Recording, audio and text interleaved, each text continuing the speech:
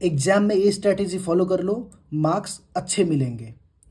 अभी तुम्हारा एग्ज़ाम होने वाला है इंग्लिश का, तुम जहाँ पढ़ाई कर रहे हो वहीं पे पढ़ाई करो। बस जो मैं टॉपिक्स या फिर जो मैं चीज़ें बता रहा हूँ उसको इंक्लूड करो अपने पढ़ाई में, ठीक है। तो सबसे पहले तो तुम्हारे एग्ज़ाम जो है 4 सेक्शंस में डिवाइडेड रहेंगे, जिसमें कि बी और सी एक ही सेक्शन मान लो, ठीक है। सेक्शन ए में तुम्हारा पैसेज वाला पार्ट होगा, जिसमें तुमको 2 पैसेज दिए जाएंगे। पैसेज 1 5 मार्क्स के, पैसेज 2 5 मार्क्स के, ठीक है।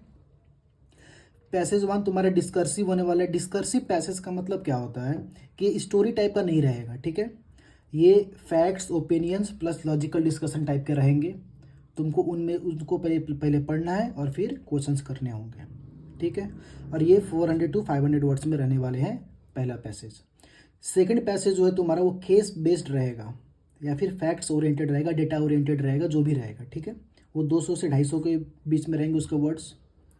तो ये तुम्हारे 2 पैसेज हो गए, ये 5 मार्क्स, ये 5 मार्क्स, दोनों मिलके तुमको टोटल ये 10 मार्क्स, नॉट 5 मार्क्स, ये 10 मार्क्स के रहेंगे, ठीक है।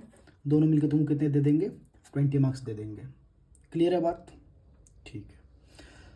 अब एक बात समझो मेरी तुम ध्यान से, कि तुम्हारा सेक्शन बी और सेक्शन सी जो है, लेकिन इससे पहले तुम एक बात देखो यहाँ पे, ये तुम जब भी पैसेज पढ़ो ना तो सबसे पहले तुम क्वेश्चंस एक बार रीड कर लो पहले इसके, कि इसमें कैसे क्वेश्चंस पूछे जा रहे हैं, फिर पूछे गए हैं, ठीक है।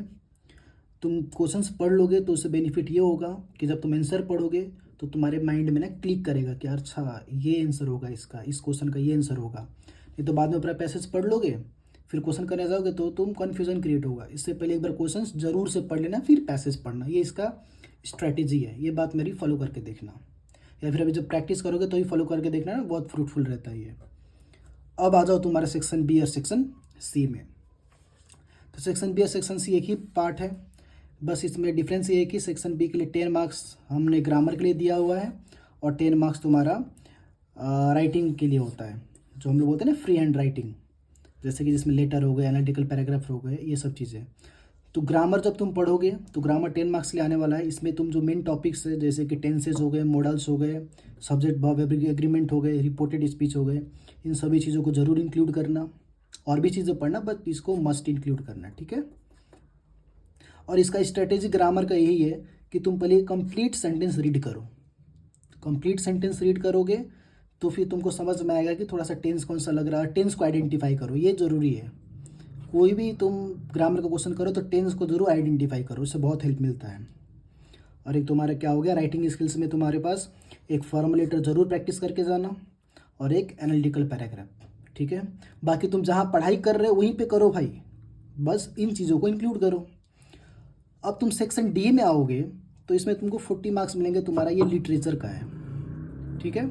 ये तुम्हारा लिटरेचर है, तुम पढ़ो इसको जैसे तुम्हारे टीचर पढ़ा रहे हैं। बस लॉन्ग आंसर को 100 से 120 वर्ड्स में लिखना होगा। और लास्ट में आता है मेरा सजेशन। मेरा सजेशन ये रहेगा, तुम सबसे पहले पैराग्राफ करो, सबसे पहले पैराग्राफ करो, उसके बाद तुम ग्रामर करना, उसके बाद लिटरेचर करो, फिर लास्ट में जो है राइटिंग स्किल्स करना। अब सर आपने ये लास्ट में राइटिंग स्किल्स क्यों बोला? तो राइटिंग स्किल्स मैंने इसलिए बोला क्योंकि जब तुम पैराग्राफ पढ़ते हो ना मेरे भाई, तो पैराग्राफ में हो सकता है तुमको कुछ ऐसे इंपॉर्टेंट डेटा मिल जाए या फिर फैक्ट्स मिल जाए जिसको तुम अपने राइटिंग स्किल्स में इंक्लूड कर सकते हो। तो ये एक बहुत बेनिफिशियल चीज़ होता है। राइटिंग को हमेशा लास्ट में करना। तुम्हारे पास तुम जब ग्रामर के क्वेश्चंस बनाओगे तो तुमको हो सकता है कुछ ऐसे लाइन्स मिल जाए, है ना, तो तुमको मज़ेदार लाइन्स मिल जाए, तुम्हारे क्वेश्चन को मतलब तुम्हारे आंसर को इन्हांस कर सकते हैं राइटिंग स्किल्स को। तो ये बात ज़रूर से ध्यान में रखना। सबसे पहले पैराग्राफ करो, ग्रामर करो, लिटरेचर करो, फिर लास्ट में राइटिंग करना, और तुम एग्ज़ाम में मस्त मार्क्स लेकर आ सकते हो, ठीक है। चलो ये मेरा एक छोटा सा सजेशन था। बाकी तुम जहाँ पढ़ाई कर रहे हो भाई करते रहो, मस्त करो।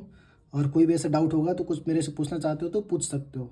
और कुछ अगर तुमको मटेरियल चाहिए तो बोलना, मैं वो भी शेयर कर सकता हूँ, ठीक है। चलो।